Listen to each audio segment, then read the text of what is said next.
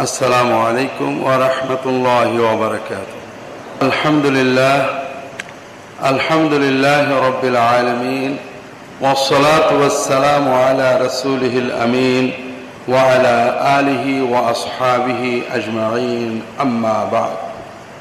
আল্লাহ তাআলার মেহেরবানি, আল্লাহ তাআলা আমাদেরকে জুমার দিনে প্রথম সময়ে সকাল সকাল মসজিদে চলে আসার তৌফিক দিলেন, আলহামদুলিল্লাহ। আমরা গত জুমা পর্যন্ত হজ সম্পর্কে আলোচনা করছি। আমরা দোয়া করি আল্লাহ তাআলা আমাদের সকলকেই রাসূলুল্লাহ সাল্লাল্লাহু আলাইহি ওয়াসাল্লামের সুন্নাত মতো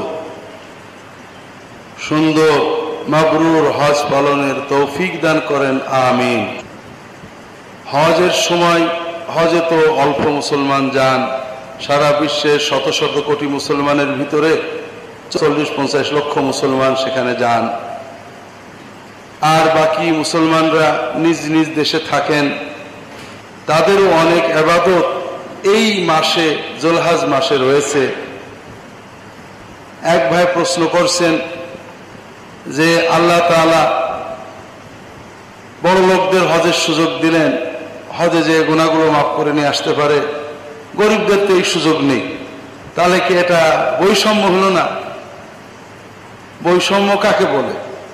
যেমন মনে করেন বড় লোকরা পরীক্ষালয়ে ঢুকতে পারবে, গরিবরা ঢুকতে পারবে না, বড় লোকরা ভর্তি হতে পারবে, গরিবরা পারবে না, এটা হলো বৈষম্য। এত টাকা ফি না দিলে পরীক্ষা দিতে পারবে না, এটা হলো বৈষম্য। কিন্তু যদি বলা হয় যে বড় লোক যারা আছে তাদের বেশি করে এতিম পালন করতে হবে, দায়িত্ব বাড়ানো হলো, আর বড় লোক গরিব সবাই সমান জান্নাতে যাওয়ার সুযোগ পাবে, তাহলে কিন্তু বৈষম্য হলো না, বরং দায়িত্ব বাড়ানো হলো। আল্লাহ তাআলার জান্নাতের জন্য কিন্তু টাকা হইলে হজ ফরজ। অনেক মানুষ আল্লাহ তাআলার নেককার বান্দা যারা জীবনে মক্কা দেখেননি, মদিনা দেখেননি, 20-50 বারের হাজির চেয়ে অনেক আগে তারা জান্নাতে চলে যাবেন। কাজেই আল্লাহর বেলায়াতের জন্য, জান্নাতের জন্য, আল্লাহর রহমতের জন্য আমাদের কারোরই হজ জরুরি না। কিন্তু যার টাকা হয়েছে তার হজ করতে হবে, আর হজের বরকত নিয়ামত সে পাবে। আর গরিব মানুষ ঘরে বসেই পাবে। বিভিন্ন নেক আমল রয়েছে যার মাধ্যমে যে কোনো মুসলমান হজ ওমরার সওয়াব পেয়ে যায়। যেমন আমরা জানি রাসূলুল্লাহ সাল্লাল্লাহু আলাইহি ওয়াসাল্লাম বলছেন, মান গাদা ইলাল মসজিদি ইয়াতাআল্লামা খায়রান আও ইউআল্লিমাহু কানা লাহু কাআজরি হাজ্জাতিন তামিন লাহু হজ। যদি কেউ মসজিদে যায় গুদওয়া, বেলা গড়ার আগেই, সকাল সকাল, তার উদ্দেশ্য হলো লা ইউরিদু ইল্লা ইয়াতাআল্লামা খায়রান আও ইউআল্লিমা, কোনো ভালো কথা শেখা অথবা শেখানোর উদ্দেশ্যে, কানা লাহু কাআজরি হাজ্জাতিন, তার একটা হজের মতো সওয়াব আল্লাহ দান করবেন। রাসূলুল্লাহ আবারও বলছেন তামিন লাহু হজ, এটা পূর্ণ হজের সওয়াব দান করবেন। তাহলে হজের সওয়াব বরকত অর্জন করতে মুমিনের এত কষ্ট করতে হয় না, কিন্তু টাকা থাকলে মক্কা করা তার জন্য ফরজ হয়ে যায়। অন্য হাদিস আপনারা হয়তো শুনেছেন অনেকবারই আমার মুখে, আল্লাহ রাসূল সাল্লাল্লাহু আলাইহি ওয়াসাল্লাম বলছেন যে ফজরের নামাজ জামাতে পড়লো, এরপরে মসজিদে বসে থাকলো, আল্লাহ তাআলার জিকিরে রত থাকলো, এরপর বেলা ওঠার পরে 2 রাকাত চাস্তের নামাজ পড়লো, তার জন্য আল্লাহ একটা পরিপূর্ণ হজ এবং একটা পরিপূর্ণ ওমরার সওয়াব দান করবেন। এজন্য আমরা সবাই হজে যেতে না পারলেও হজের এই মাসে, জুলহজ মাসে যে কাজগুলো আল্লাহ তাআলা আমাদের উপরে দায়িত্ব দিয়েছেন অথবা উৎসাহ দিয়েছেন, সেগুলো সুন্নাহ মোতাবেক পালন করলে আমরা অনেক পুরস্কার আল্লাহ তাআলার কাছে পেতে পারি। এর ভিতরে বড় গুরুত্বপূর্ণ, সবচেয়ে বড় গুরুত্বপূর্ণ হলো কোরবানি করা। কোরবানি আমরা বাধ্য হয়ে কিছু কারণে বাইবেল পড়তে হয়, ওদের ধর্ম কুরবানি আছে। আপনাদের বলেছে কিনা, বড় অদ্ভুত ব্যাপার। ইহুদি খ্রিস্টান ধর্মের কুরবানি হলো দুটো উদ্দেশ্যে। একটা হলো একটা পশু, বড় পশু হলে কেটে মেরে ফেলতে হবে, ছোট বাচ্চা হলে গলা টেনে ছিঁড়ে ফেলে দিতে হবে, দিয়ে পুরো তার চর্বি গোশত পোড়াতে হবে, পুড়ে ফেলতে হবে। কেন? এই যে গোশত পোড়ার যে খুশবু হয়, এতে নাকি নাউজুবিল্লাহ ঈশ্বর খুশি হয়, ঈশ্বরের নাকে এই গন্ধ গেলে। তাহলে কুরবানি ওই ধর্মে কেন, ওই ধর্মগ্রন্থে কেন যে কুরবানি দিয়ে পুরো পশুটা পুড়িয়ে ফেলে পুরানোর খুশবুতে নাউজুবিল্লাহ ঈশ্বর খুশি হবে। কয়েকশো জায়গায় এটা লেখা।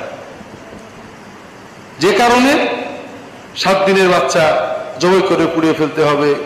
যে কোনো গরুর, ছাগল, প্রাণীর বাচ্চা হলে প্রথম বাচ্চা এরকম 7 দিনের দিন পুড়িয়ে জবাই করে পুড়িয়ে ফেলতে হবে, ইত্যাদি ইত্যাদি।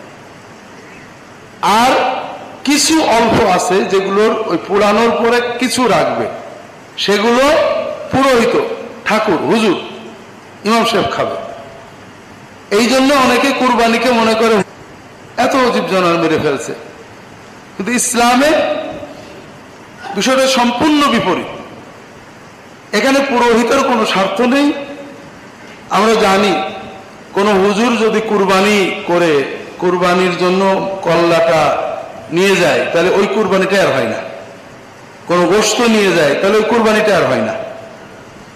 কুরবানি সম্পূর্ণ নিজে এবং সবাই খাওয়ার জন্য। এই কোরআন কারীমে বলছেন, লা ইয়ানালুল্লাহু লুহুমুহা ওয়ালা দিমাউহা ওয়ালাকিন ইয়ানালুহু তাকওয়া মিনকুম। তোমাদের এই কুরবানির কোন গোশত, কোন রক্ত আল্লাহ দেখেন না, আল্লাহর কাছে যায় না। শুধু আল্লাহ দেখেন তোমরা কি নিয়েতে আল্লাহকে খুশি করে নিজের টাকা, নিজের পালিত, নিজের পকেটের টাকা ব্যয় করে কুরবানি করে দিলে, এর থেকে আর একটা পয়সা তুমি লাভ পাবা না। তুমি মানুষকে খাওয়াবে, নিজে খাবে, সন্তানদের খাওয়াবে। খাওয়ানোটাই যে একটা ইবাদত, এটা আমরা অনেক সময় বুঝতে পারি না। আমরা মনে করি ইবাদত মানে জিকির করা, ইবাদত মানে নামাজ পড়া, এগুলো ইবাদত।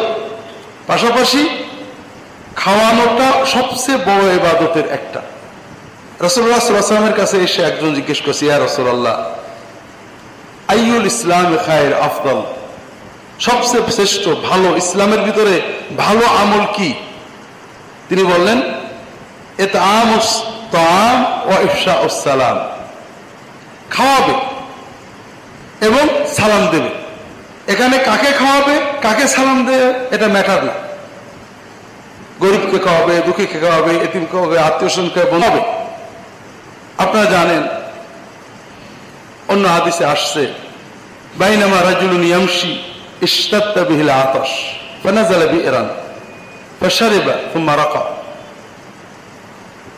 ফাওয়াজাদা কালবান ইয়ালহাতু ইয়াকুলু আস-সারা ফাকাল লাকাদ বালাগা বিহাযা মা কাদ বালাগা বি। একজন রাস্তা দিয়ে মরুভূমিতে যাচ্ছে, প্রচন্ড পিপাসা লেগেছে। একটা কুয়া দেখে কুয়ায় নামছে, পানি তোলার কিছু নেই, মরুভূমির কুয়া, নিচেই নামছে। নেমে পানি খেয়ে উঠে এসে দেখে কুয়ার পাশে এক কুকুর এসে হাঁপাচ্ছে পিপাসায় এবং কাদা খাচ্ছে। তখন ও মনের ভিতরে অনুভব করলো, একটু আগে পিপাসায় আমার বুকের ছাতি ছিল, নিশ্চয়ই কুকুরটার ওরকম কষ্ট হচ্ছে। সে আবার কুয়ায় নামলো, ফামালা আখুফাহু ওয়া আমসাকু বিফিহি। সে কুয়ায় নেমে পানি তুলবে কিসে? পায়ের চামড়ার যে মোজা আজকাল বাংলাদেশে কিছু পাওয়া যায়, বুট জুতোর মতো, ওই মোজা ভরে পানি নিল। নেমে তো উঠবে কি করে? উঠতে তো হাত লাগে, দাঁতে কামড় দিয়ে ধরলো পানি ভরা বুট, ধরে উঠে এসে কুকুরটাকে খাওয়ালো। আল্লাহ তাআলার জীবনের সবগুলো গুনাহ মাফ করে দিলেন। কারণ ওই পশুটার যে কষ্ট হচ্ছে এবং তার কষ্টের অনুভূতি আমারই মতো, এজন্য সে এত কষ্ট করে পানি খাওয়ালো, আল্লাহ এজন্য তার গুনাহটা মাফ করে দেবে। সাহাবীরা প্রসঙ্গ নেই, ইয়া রাসূলুল্লাহ আলানা ফিল বাহিমি আজর, এই জীব জানোয়ার পশু প্রাণীর হলেও আজর পাবো আমরা, রাসূলুল্লাহ সাল্লাল্লাহু আলাইহি ওয়াসাল্লাম বললেন, ফি কুল্লি কাবিদিন রাতিবাতিন লাকুম আজর।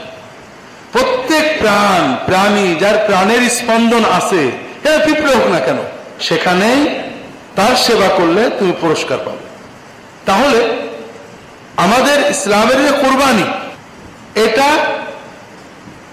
আল্লাহ রক্তও নেবেন না, দেখবেন না, গোশতও দেখবেন না, গোশতও আল্লাহর কাছে যাবে না। আপনি যে ত্যাগের প্রেরণা নিয়ে আমি মানুষকে খাওয়াবো, আল্লাহ খুশি হবে, এই অনুভূতি নিয়ে যে কোরবানি করলেন, এটা শুধু আল্লাহ দেখবেন, এটার উপরেই পুরস্কার। তা আমরা আশা করি সবাই কোরবানি করব। আল্লাহ তাদের তৌফিক দিয়েছেন, কোরবানির প্রাণীটা যত সম্ভব সুস্থ হবে, ভালো গোশতওয়ালা হবে, ত্রুটি বিচ্ছুতি থাকজন প্রশ্ন করেছেন যে কোরবানির গরু বাজারে যা আছে সব ওষুধ খাওয়ানো,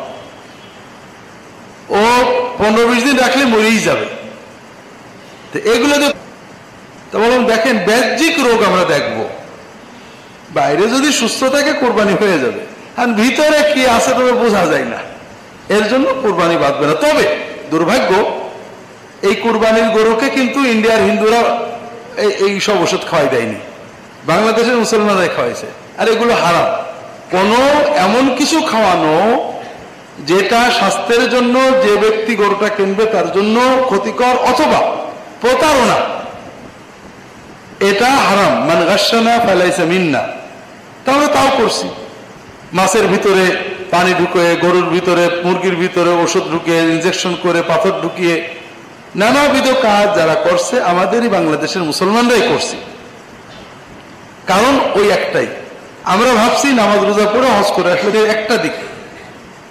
আর আরো গুরুত্বপূর্ণ বিষয় হলো যে আপনি মানুষের সেবা করবেন, মানুষের ক্ষতি করবেন না, তার হক আদায় করবেন। তো যাই হোক, যেটা বলছিলাম, তাহলে কোরবানির মূল উদ্দেশ্য আমরা খাবো, গরিব দুঃখী এতিম বিধবা আত্মীয় স্বজন সন্তানেরা খাবে। আমার এই যে খাওয়ানোর জজবা, আল্লাহর হুকুমে খাওয়ানোর জন্য কোরবানি করলাম, এটাতে আল্লাহ খুশি হবে। আপনারা বলবেন এটা তো আমরা সবাই করি, না না, এটাও কঠিন ব্যাপার। এই ঝিনাইদহ শহরে আপনাদের আশেপাশে খুঁজবেন, নামাজ পড়েন, কয়েক লক্ষ টাকা আছে, যাকাত দেন না, লক্ষ লক্ষ টাকা আছে, হজ করেন না, বয়স হয়ে গেছে, নানাবিধ অসুস্থতা হয়েছে, দেখবেন কেন? পকেটের টাকাটা যাকাতে দিতে কষ্ট লাগে। কার জন্য জমা করছেন? উনি নিজেও বোঝেন এত টাকা ব্যাংকে হিসাব করেন যখন ভালো লাগে, কিন্তু এই টাকা কিছুই আমার সাথে যাবে না, সব থাকবে। কারা খাবে?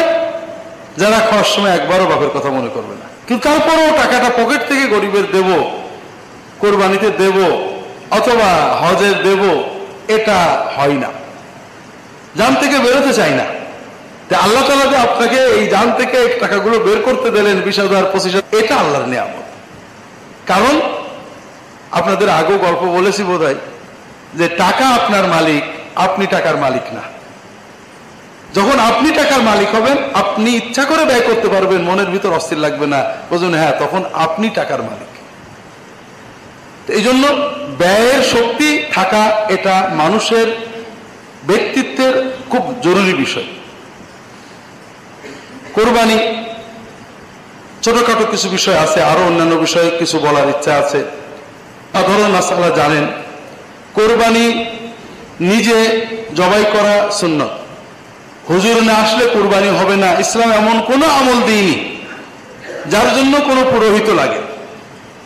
নামাজের ইমাম হবেন আপনাদের একজন হলেই হলো, আপনার পারেন না বলে ইমাম খুঁজতে হয়, আপনাদের যোগ্যতার অভাব বলে। জবাই করবেন একজন, বিসমিল্লাহ আল্লাহু আকবার, নিজের পশু নিজে জবাই করবেন, এটাই উত্তম। যদি কাউকে জবাই করার দায়িত্ব দেন তাহলে তিনি জবাই করে দেবেন, তবে জবাইয়ের জন্য কুরবানির গোশত কিছু দিতে পারবেন না, তার জন্য প্রয়োজনে সম্মানী পারিশ্রমিক দিতে পারবেন আলাদা, কুরবানির গোশতের থেকে আলাদা নিজের পকেট থেকে টাকা দিতে হবে। কুরবানি পশু জবাই করার সময় নাম বলি, এক্ষেত্রে নাম বলাটা কোনো জরুরি কিছুই না, কারণ কে কত টাকা দিয়ে কোন নিয়তে পশু কিনেছে আল্লাহ সব জানেন। আল্লাহ যেটা জানেন সেটাকে আল্লাহর বারবার বলা জরুরি না। দু এক সময় দোয়ার জন্য বলা যায়। রাসূল ইসলাম কখনো কোরবানি করতেন বিসমিল্লাহ আল্লাহু আকবার ব্যাস। কখনো তিনি বলতেন আদা লাকা ওয়া মিনকা আল্লাহুম্মা আদা মিন আলে মুহাম্মদ মুহাম্মাদিন ওয়া আলে মুহাম্মদ, এরকম বলতেন যে আল্লাহ এটা তোমারই দেওয়া টাকায়, তোমার জন্যই, এটা আমার এবং আমার পরিবারের পক্ষ থেকে তুমি কবুল করে নাও। তা আমরা এই নামগুলো দুইভাবে বলতে পারি। একটা হলো কোরবানির আগে যিনি জবাই করবেন তিনি বলতে পারবেন যে আল্লাহ এই কোরবানিটা অমুক অমুকের পক্ষ থেকে তোমার জন্য দেওয়া হলো, তুমি কবুল করে নাও। অথবা কোরবানি হয়ে গেলে বলতে পারে। কোরবানি করার সময় কারোর নাম নেওয়া যায় না, শুধু আল্লাহ তাআলার নাম ছাড়া। আমরা সাধারণত বলি কার কার নামে কোরবানি, এটা একটা ভুল পরিভাষা। কথা হলো কার কার পক্ষ থেকে কোরবানি, আর নাম হলো একমাত্র আল্লাহ তাআলা। কোন প্রাণী জবাইয়ের সময় আল্লাহ ছাড়া কারোর নাম নিলে ওই প্রাণী আর খাওয়াই হালাল না, শিরক। কেউ যদি 100 বার বিসমিল্লাহ বলার পরে একবার হুজুর কেবলা জিন্দাবাদ বলে জবাই করে, ওটাও একেবারেই কাছে জবাই করলে যা হবে তাই হবে, পুরোপুরি কাজটাও শিরক আর ওই প্রাণীটাও হারাম। এই জন্য নাম শুধুমাত্র আল্লাহ তাআলার নামে জবাই করতে হবে। এছাড়া আর তেমন কোনো মাসনুন দোয়া এখানে পাওয়া যায় না। জবাইয়ের জন্য যদি কাউকে দায়িত্ব দেওয়া হয়, তিনি যখন জবাই করেন যারা কোরবানি দেবেন তারা থাকবেন। কোরবানি ভাগে দেওয়া বৈধ, সহিহ হাদিসে বিভিন্ন হাদিসে আসছে রাসূলুল্লাহ বিদায় হজের সময় সাহাবীদেরকে উট এবং গরুর ক্ষেত্রে 7 জনে একটা উট বা একটা গরু দেওয়ার অনুমতি দিচ্ছেন। এর বিপরীতে একজনে দিতেই হবে এরকম কোনো নির্দেশনা দেননি। এই জন্য সারা বিশ্বের প্রায় সকল আলেম, সৌদি আরবের সকল আলেম সহ একমত যে উট বা গরুর ক্ষেত্রে 7 জনে কোরবানি দেওয়া সর্বোচ্চ। 1 জনে, 2 জনে, 3 জনে, 4 জনে, 5 জনে, 6 জনে, 7 জনে। আমরা কখনো মনে করি 7-এর কম হলে বোধহয় হলো না, কখনো মনে করি বেজোর হইতেই হবে, কোনোটাই জরুরি না। 1 থেকে 7 এর ভিতরে যে কোনো সংখ্যায় কোরবানি ভাগে দেওয়া যায়। তবে যাদের সাথে কোরবানি আপনি করবেন তাদের তাকওয়া ঈমান হতে হবে। কারণ 7 জনের ভিতরে একজন যদি কোরবানির নিয়ত নয়, গোশত খাওয়ার নিয়ত করে, তাহলে কারোরই কোরবানি হয় না। সেটা কেমন? বছরের দিন গোশত বাজার থেকে কিনতে হবে। আচ্ছা, গোশত ওই সময় কত করে? 300 টাকা কেজি। 10 কেজি কিনলে হবে 3000 টাকা, আর ভাগ একটা পেয়ে যাচ্ছি 2500 টাকায়। এই হিসেব করে গরুর গোশত কিনতেই হবে, একটা ভাগ নিয়ে নি যাবে, এই চিন্তা করে যারা কোরবানি করেন, যাদের মাকসাদ আল্লাহ তাআলার হুকুম পালন নয়, মাকসাদ গোশতটা সুবিধা মতো পাওয়া, তাদের সাথে কোরবানি করলে কোরবানি হয় না। এছাড়া হালাল হারামের বাজ বিচার এখন উঠে গেছে। কাজেই যারা ভাগে কোরবানি করবেন চেষ্টা করবেন যে আপনার অন্তত দিনদারির দিক থেকে আপনার চেয়ে ভালো না হন, আপনার মতো হন, সচেতন, হালাল উপার্জনে সচেষ্ট, এই ধরনের মুত্তাকি মানুষদের সাথে কোরবানিতে শরীক হওয়ার চেষ্টা করবেন। রাসূলুল্লাহ সাল্লাল্লাহু আলাইহি ওয়াসাল্লাম ঈদের নামাজ সকাল সকাল পড়তেন। সেই সকালটা কেমন? বেলা ওঠার আধা ঘন্টা থেকে 1 বা 1.5 ঘন্টার ভিতরে ইসের আলোকে বোঝা যায়। এর ভিতরে ঈদুল ফিতর একটু দেরি করে পড়তেন, আর ঈদুল আজহা আরো আগে, অর্থাৎ বেলা ওঠার আধা ঘন্টা পরে বা হয়তো সর্বোচ্চ 1 ঘন্টার ভিতর পড়ে নিতেন। এরপরে কুরবানির ঈদের সালাত আদায় করার পরে তারা কুরবানি করতেন, যেন সকলেই মোটামুটি যত তাড়াতাড়ি সম্ভব কুরবানির গোশতটা গরিব প্রতিবেশী, বন্ধু বান্ধব, আত্মীয় স্বজন নিজেদের ঘরে পৌঁছে যায়। কোরবানির ঈদে রাসূলুল্লাহ সাল্লাল্লাহু আলাইহি ওয়াসাল্লাম একটু আগে সালাত আদায় করতেন। কোরবানির ঈদ উপলক্ষে একটা জরুরি কথা গতবারও বলছি, কোরবানির ঈদ আপনাদের সাথে করতে পারি না অনেকদিন, যে কারণে ঈদের মাঠে আগে বলতাম, ইদানিং বলার সুযোগ হয় না। সেটা হলো কোরবানি আমরা করি, কিন্তু কোরবানির পরের কাজটা আমরা করি। এটা আমাদের বাংলাদেশের মানুষদের একটা স্থায়ী অবস্থা। সৌদি আরবে থাকতে আমার এক বন্ধু ছিলেন, একটা কন্ট্রাক্টরি ফার্ম ছিল। একজন বাড়ি বানাবে, বাড়ির কাজ করবে, টাইলস লাগাবে, উনি কন্ট্রাক্ট নিয়ে করে দিতেন। তো এখন উনি বলতেন যে কেউ যদি শোনে আমি একজনের কন্ট্রাক্ট তোমার বাড়িটা বানাই দেবো, এই বলে লেবার কোন দেশের, কেন তুমি কি লেবারের সাথে মেয়ে বিয়ে দেবে নাকি, কোন দেশে কেন শুনছো? বলে না, ফিলিপিনো লেবার যখন কাজ করে অথবা টার্কিশ লেবার যখন কাজ করে, কাজের পরে জায়গাটা সুন্দর পরিষ্কার করে রেখে যায়, আর বাঙালি লেবার যখন কাজ করে কাজের পরে জায়গাটা ময়লা করে রেখে যায়। এটা আমার ওই সৌদি বন্ধুর কথা। আমি তাকে বাংলাদেশ থেকে বেশি করে লেবার নেওয়ার বলছিলাম, ওই জন্য এই গল্পটা শোনাইছিল যে ভাই লেবার তো বাংলাদেশ সস্তায় পাওয়া যায়, সুবিধা। বাংলাদেশের কাজও কম করে না, কাজ করে খাতে, কিন্তু কাজের পরে তারা যে জায়গাটা পরিষ্কার করে রেখে যাবে এইটা তারা বোঝে না। তো কোরবানিরই তো তাই, কোরবানি ঈদ আমরা যেখানে সেখানে কোরবানি করি, এরপরে হয়তো গোশত হাড় পড়েই থাকে, আমরা চলে আসি, এটা গুনাহের কাজ। রাস্তা মানুষের চলাচলের পথে জনগণের চোখে পড়ে এরকম জায়গায় ময়লা থাকলে, কষ্টদায়ক দ্রব্য থাকলে সেটা তুলে ফেলে দেওয়া হলো ইমান, ইমানের অংশ।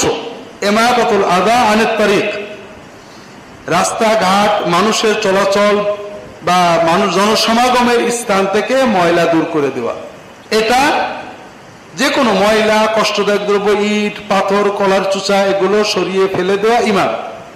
আর এগুলো রাখা হলো গুনাহ। বিভিন্ন রকমের হাদিসের ব্যাপারে আছে, মানুষের চলাচলের পথে, ঘাটে, জনসমাবেশে, জনসমাগম যেখানে হয় সেই সমস্ত জায়গায় পেশাব পায়খানা করা, ময়লা রাখা, এগুলোকে হাদিস শরীফে লানতের কারণ বলা হয়েছে। ইত্তাকুল মালাইনাত তালাত, যে লানত হয় এই কাজগুলো বর্জন করো। তার ভিতরে রয়েছে যেখানে মানুষরা ঘাটে বসে অথবা রাস্তায় যায় অথবা বাজারঘাট যেখানে মানুষ কম বেশি আসা যাওয়া করে, এই সমস্ত জায়গায় পেশাব পায়খানা, ময়লা ইত্যাদি রাখা বা ফেলা।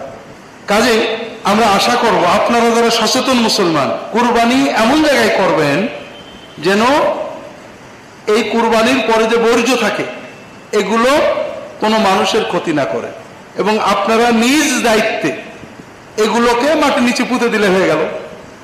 পরিষ্কার করে মাটির নিচে পুঁতে দিলাম, যেভাবেই হোক এগুলো ফেলে রেখে আসা, রাস্তার পাশে, ড্রেনের পাশে জমা করে রেখে আসা, এগুলো অবৈধ, নাজায়েজ, গুনাহের কাজ।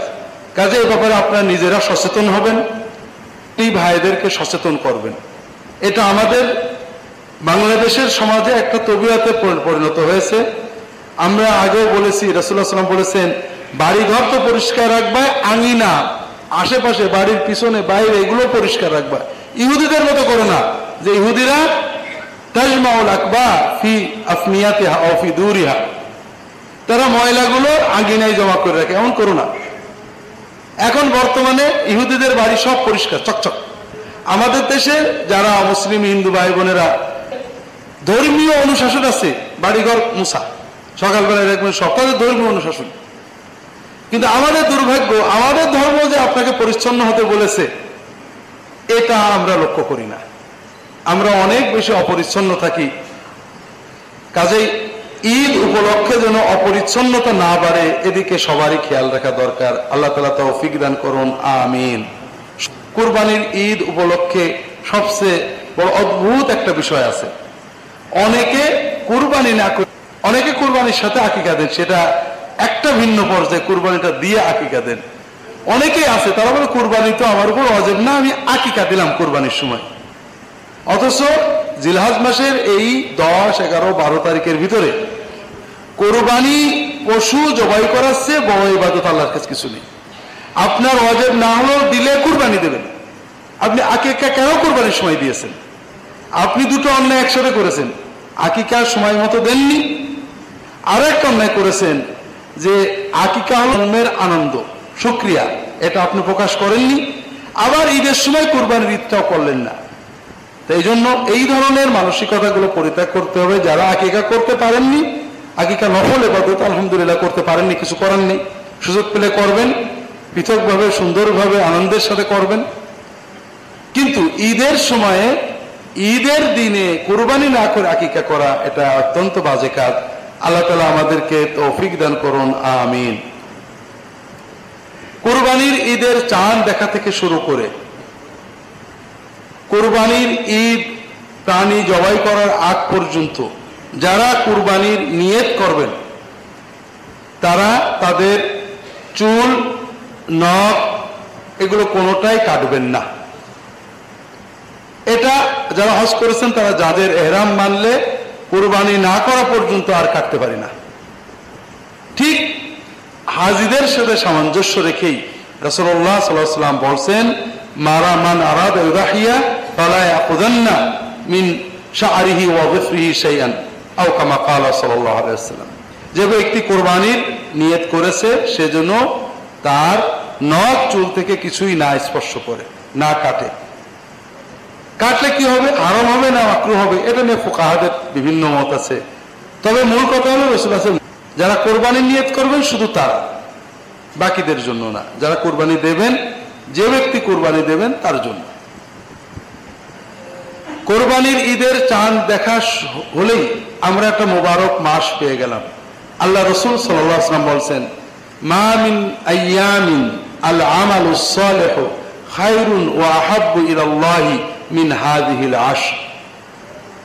এই যে বছরের 354 দিন, এর ভিতরে শ্রেষ্ঠ যে দিনগুলোতে নেক আমল করলে আল্লাহ সবচেয়ে খুশি হন, সবচেয়ে বেশি পুরস্কার দেন, সেটা হলো এই জিলহজ মাসের প্রথম 10 দিন। জিলহজ মাসের প্রথম 10 দিনে আল্লাহ তাআলার ইবাদত করলে, নেক আমল করলে আল্লাহ তাআলা যত বেশি খুশি হন, অত অন্য কোন সময়ে এই নেক আমল করলে আল্লাহ তাআলা খুশি হন না। সাহাবীরা প্রশ্ন করলেন, ইয়া রাসূলুল্লাহ ওয়ালাল জিহাদু ফি সাবিলিল্লাহ, যদি অন্য সময়ে আল্লাহর পথে জিহাদ করি তাহলেও কি এই সময়ের চেয়ে আল্লাহ বেশি খুশি হবে না? তখন রাসূলুল্লাহ সাল্লাল্লাহু আলাইহি ওয়াসাল্লাম বললেন, না, তবে যে ব্যক্তি তার টাকা পয়সা সম্পদ নিয়ে জিহাদের মাঠে চলে গেছে, জিহাদের মাঠ মানে মারামারির মাঠ নাকি? আমরা এখন জিহাদ বললেই একটা চিত্র ফুটে আছে, নিরীহকে গুলি করে মেরে ফেলা, অথবা ইট পাটকেল মেরে কিছু মানুষ আহত করে দেওয়া। এটা বড় জটিল ব্যাপার হয়ে গেছে। জিহাদ যেটা ইসলামী শরিয়াতের জিহাদ, কেতালের জিহাদ, এটা হলো রাষ্ট্রপ্রধানের নির্দেশে, রাষ্ট্রের তত্ত্বাবধানে, ভিন্ন রাষ্ট্রের বা রাষ্ট্রের নির্দেশে রাষ্ট্রের শত্রুদের সাথে যে অস্ত্রের মাধ্যমে যুদ্ধ করা হয়, এটার নাম হলো জিহাদ। এটা একটা বিশেষ ইবাদত, বিশেষ পর্যায়ে অন্যান্য সকল ইবাদতের মতোই এর কিছু শর্ত রয়েছে। তার একটা শর্ত হলো রাষ্ট্র থাকতে হবে, রাষ্ট্রপ্রধানের নির্দেশে এবং নেতৃত্বে এটা হতে হবে। অস্ত্র ব্যবহার, যুদ্ধ, হত্যার আইন নিয়ন্ত্রণ ছাড়া হয় না। এখন যদি আমরা প্রত্যেকে মনে করি রোজা যেমন যার যার মতো রাখি, জিহাদও যার যার মতো কেতাল করব, আব্দুল্লাহ জাহাঙ্গীর অমুক কথা বলেছে কাফের হয়ে গেছে মার, আব্দুল সালাম অমুক কথা বলেছে কাফের হয়ে গেছে মার, তাহলে আর দুনিয়াতে কোনো মানুষ বাঁচতে পারবে না। এই জন্য বিচার এবং যুদ্ধ এটা ইসলাম রাষ্ট্রের নিয়ন্ত্রণে রেখেছে। তো যেটা বলছিলাম, আল্লাহ রাসূল সাল্লাল্লাহু আলাইহি ওয়াসাল্লাম বলছেন, যদি কেউ যুদ্ধের মাঠে বেমালিহি ওয়া নাফসিহি ওয়া লাম ইয়ারজি বিশাইইন মিনহুমা, এবং যুদ্ধের মাঠে মালও শেষ করতেছে, জীবনই শেষ করে শহীদ হয়ে গিয়েছে, এর ফজিলত বেশি হবে। বাকি এই 10 দিনে নেক আমল করলে আল্লাহ যত খুশি হন, অন্য সময়ে নেক আমলে ওই পরিমাণ খুশি হন না, অত সওয়াব দেন না। তাহলে এই 10টা দিনের ফজিলত আমাদের লাভ করার চেষ্টা করতে হবে। হাদিস শরীফে বিভিন্ন নেক আমলের কথা বলা হয়েছে। প্রথম হলো রোজা, সিয়াম। 1 তারিখ থেকে 9 তারিখ পর্যন্ত আমরা সিয়াম পালনের চেষ্টা করব যাদের তৌফিক হবে। এছাড়াও যদি আমরা 9 দিন নাও পারি, ইয়মে আরাফা, জিলহজ মাসের 9 তারিখ অন্তত রাখবো। আল্লাহ রাসূল সাল্লাল্লাহু আলাইহি ওয়াসাল্লাম বলেছেন, সাওম আহতাসিবু আলাল্লাহ আন ইউকাফিরা সানাতাল্লাতী ক্বাবলাহা ওয়াল্লাতী বা'দাহা।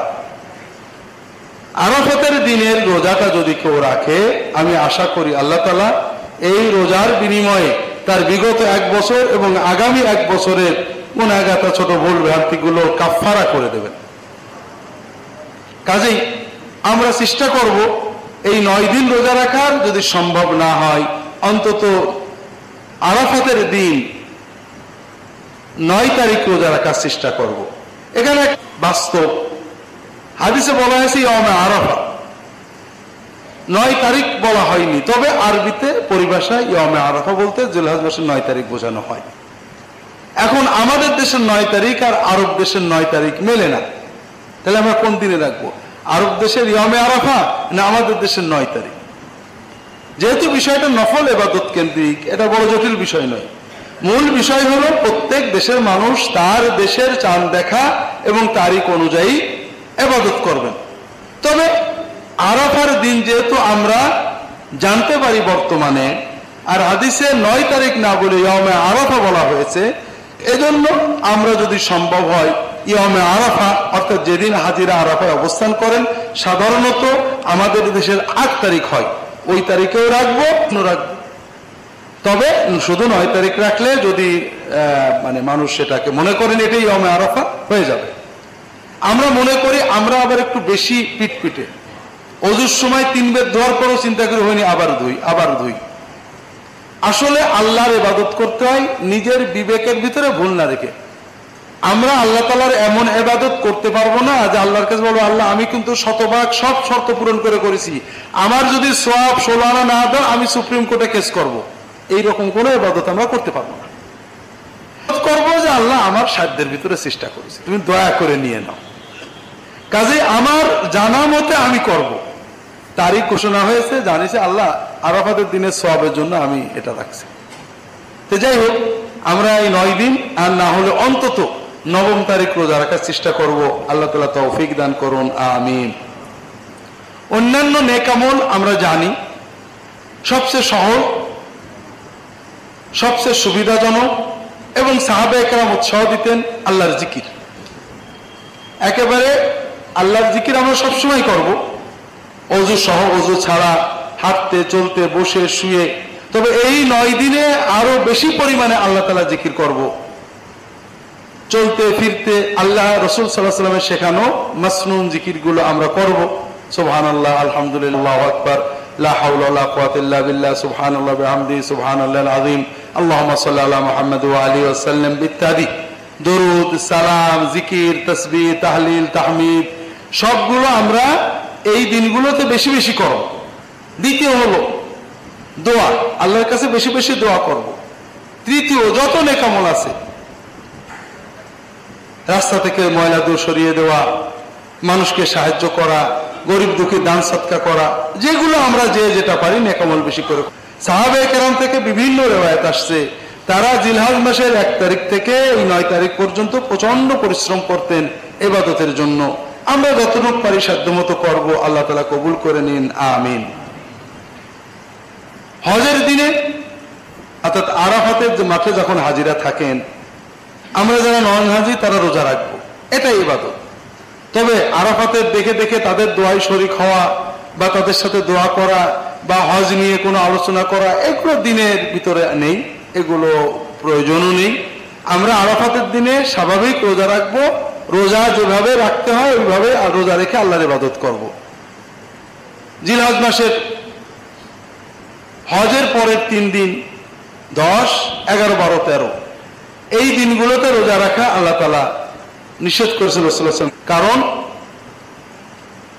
যেটা আগে আমরা বলেছি, রোজা রাখাই শুধু ইবাদত না, খাওয়াও ইবাদত। মুজাদ্দিদ আল-ফিসানি রাহিমাহুল্লাহ তিনি অনেক জায়গায় লিখেছেন, আসলে ইবাদত মানে পরিশ্রম করা নয়, ইবাদত মানে মনের আবেগ নয়, ইবাদত মানে কাশ নয়, ইবাদত মানে চোখের পানি নয়, ইবাদত মানে কলবের হালত নয়, ইবাদত মানে কারামত নয়, ইবাদত মানে হলো মুহাম্মদ রাসূলুল্লাহ সাল্লাল্লাহু আলাইহি ওয়াসাল্লামের ইত্তেবা করা, আর কিছু না। উদাহরণ দিয়েছেন, সারা রাত তাহাজ্জুদ পড়েছেন, অনেক জিকির করেছেন, নফস দুর্বল হয়েছে, রোজা রেখেছেন, নফস দুর্বল হয়েছে, আত্মনিয়ন্ত্রণ হয়েছে, পরিশ্রম হয়েছে, ইবাদত করেছেন, কিন্তু সুন্নতের খেলাফ। সারা রাত সুন্নতের খেলাফ জিকির করা, নামাজ পড়ার চেয়ে ওই যে বেলা 12টার সময় একটু ঘুমায় পড়েছেন, ঘুমায় নফসের কোনো কষ্ট হয়নি, আরামই লেগেছে, এই ঘুমানোতে যে সওয়াব পাবেন সুন্নত রাসূলুল্লাহ সাল্লাল্লাহু আলাইহি ওয়াসাল্লাম দুপুরে, আর্লি দুপুরে, আমাদের মতো লেট দুপুরে না, তিনি একটু রেস্ট নিতেন, সাধারণত জোহরের আগে অথবা জুমার পরপরই। এই সময়ে একটু ঘুমিয়েছেন আপনি, রাসূলুল্লাহ সাল্লাল্লাহু আলাইহি ওয়াসাল্লামের সুন্নত মোতাবেক 1 ঘন্টা ঘুমানো, আধা ঘন্টা ঘুমানো, সুন্নতের ব্যতিক্রম জিকির করা, তাহাজ্জুদ পড়াচ্ছে আল্লাহর কাছে অনেক অনেক বেশি সওয়াবের কাজ। এই জন্য আমরা মনে করি রোজা রাখলে আল্লাহ খুশি, রোজা একটু বেশি করে রাখি, দরুদ পড়লে আল্লাহ খুশি, ইচ্ছা মতো আমরা দরুদের ওজিফা বানাই নিলাম। না, আমি ইচ্ছা মতো বেশি পড়তে পারি, কিন্তু কোন সময়ে, নির্ধারিত সময়ে, আমাদের দেশে অনেক জায়গায় আছে আজানের আগে দরুদ শরীফ পড়বে, দরুদ শরীফ পড়তে নিষেধ নেই, আমরা এই সময় পড়বো, নিষেধ নেই, কিন্তু আজান একটা ইবাদত। রাসূলুল্লাহ সাল্লাল্লাহু আলাইহি ওয়াসাল্লাম আজানের আগে দরুদ পড়েননি, সাহাবীরা পড়েননি, আপনি এখানে দরুদ সেট করেছেন, দরুদ পড়তে বলেছেন না আজানের পরে, আপনি আগে সেট করে নিলেন, আপনি যত যুক্তি দেন এটা রাসূলুল্লাহ সাল্লাল্লাহু আলাইহি ওয়াসাল্লামের সুন্নতের ইত্তেবা হলো না। এই জন্য খাওয়া যেমন ইবাদত, রোজা রাখাও ইবাদত। এই 3 দিনে আপনাকে খেতে হবে, খেলে আল্লাহ খুশি হবে, রোজা রাখলে খুশি হবেন না। এই নিজে খাবেন, অন্যদেরকে খাওয়াবেন, মেহমানদারি করবেন। ঈদের নামাজের বিভিন্ন আহকাম আমরা আগেও বলেছি, ঈদের মাঠে এক পথে যাওয়া আর এক পথে ফেরত যাওয়া, সম্ভব হলে হেঁটে যাওয়া। আর আবারও বলি, ঈদের নামাজের মাঠ, ঈদের মাঠ হবে এলাকা ভিত্তিক, মাযহাব দল ভিত্তিক নয়। এই দরবারের একটা ঈদগাহ, পাশে আরেক দরবার, এগুলো হারাম, নাজেস। তবে এলাকার মানুষ ভরে গেছে, আবার একটু দূরে আরেকটা ঈদগাহ আছে, কোনো সমস্যা নেই। ঈদের নামাজ হবে অন্তত অনেকগুলো মসজিদের মানুষ, অনেক গ্রামের মানুষ এক জায়গা পড়বে। প্রত্যেক মসজিদে মসজিদে ঈদ বানিয়ে, ঈদগাহ বানিয়ে নেওয়া। রাসূলুল্লাহ সাল্লাল্লাহু আলাইহি ওয়াসাল্লাম কখনো মসজিদে ঈদের নামাজ পড়েননি বৃষ্টি বাদল ছাড়া। এজন্য আমরা সবাই চেষ্টা করব ঈদটাকে ঈদ হিসেবে নিই, ঈদ থেকে অক্তীয় নামাজ হিসেবে না নিই। ঈদ মানে আনন্দের মেলা, সব মানুষ এক জায়গায় অনেকদিন পর দেখা হবে, কথাবার্তা হবে, গল্প হবে, সালাম কালাম হবে, এটার নাম ঈদ। সকালে ফজরের নামাজে যাদের দেখে গেলাম, ঈদের নামাজেও তাদেরই দেখলাম, এটা কেমন ঈদ হলো? আমরা সবাই এই বিচ্ছিন্নতার প্রবণতা ত্যাগ করে ঈদের নামাজের জন্য যথাসম্ভব বেশি মানুষ একত্রিত হওয়ার চেষ্টা করব। তবে বর্ষা বাদল থাকলে মসজিদে নামাজ পড়া রাসূলুল্লাহ পড়েছেন। আরেকটা মাসআলা অনেকেই জিজ্ঞেস করেন, ঈদের নামাজের জন্য সামিয়ানা দেওয়া যাবে কিনা। এখন আমাদের দলিল হলো রাসূলুল্লাহ সাল্লাল্লাহু আলাইহি ওয়াসাল্লাম কিছু দেননি বর্ষা ছাড়া, এটা ভালো কথা, ঠিক কথা। প্রবলেম হলো একটা সুন্নত নষ্ট করলে আর একটা নষ্ট হবেই। রাসূলুল্লাহ সাল্লাল্লাহু আলাইহি ওয়াসাল্লাম বেলা ওঠার 1 ঘন্টা থেকে 1.5 ঘন্টার ভিতরে, আধা ঘন্টা, 40 মিনিট, 45, 1 ঘন্টায় এরকম সময় নামাজ পড়ে ফেলেছেন। আমরা টানতে টানতে টানতে 10টায় নিয়ে যাই, ওই সময় তো কিছু দিতেই হবে, নাহলে তো রোদে মানুষ আত্মরা হয়ে যায়। এই জন্য আমরা যদি মূল সুন্নতের কাছে আসতে পারতাম তাহলে এই জঞ্জালগুলো থাকতো না। তবে এটা খুব কঠিন, সমাজে যুগ যুগ ধরে যেটা হয়েছে পরিবর্তন করা অনেক কঠিন কাজ। আর পরিবর্তনের গুরুত্ব নির্ভর করবে ব্যতিক্রমের গুরুত্বের উপরে। যেহেতু জুমার কি বলে ঈদের নামাজ দুপুরের আগ পর্যন্ত জায়েজ, যদিও সুন্নতের খেলাফ জায়েজের ভিতরে আছে, আমরা অতটা জোর দিচ্ছি না, কিন্তু সবাই মিলে আস্তে আস্তে সুন্নতের দিকে এগোতে হবে। জুমার নামাজে দেখেন আমরা জুমার নামাজ পড়ব 1টায়, রাসূলুল্লাহ সাল্লাল্লাহু আলাইহি ওয়াসাল্লাম আজীবন জুমার নামাজ শীতকাল গ্রীষ্মকাল সবসময় আর্লি আওয়ালক্তে পড়েছেন। আমাদের দেশে এখন জোহরের রক্ত আছে 12টায়, 12টা 2 বা 12টা 2 মিনিট 5 মিনিট আগে। আমরা জীবনে কখনো জুমার নামাজ 1:30টার আগে পড়ি না। এটা আর যাই হোক সুন্নত না, এটা জায়েজের ভিতরে আছে, আসর আগ পর্যন্ত পড়া যায়। কিন্তু রাসূলুল্লাহ সাল্লাল্লাহু আলাইহি ওয়াসাল্লাম আজীবন আওয়ালক্তে পড়েছেন, বেলা গড়ার পরেই মসজিদে আসছেন, আজান হয়েছে, মুসল্লিরা আগেই মসজিদে ভরে গেছে, খুতবা দিয়েছেন, নামাজ পড়ে চলে গিয়েছেন, তখনও দুপুর পুরোপুরি হয়নি, বেলা কেবল গড়েছে। অর্থাৎ আমাদের হিসেবে বলা চলে রাসূলুল্লাহ সাল্লাল্লাহু আলাইহি ওয়াসাল্লাম 12টায় শুরু করে দিতেন, 1:45 বা 12:30টার ভিতরেই নামাজ শেষ হয়ে যেত।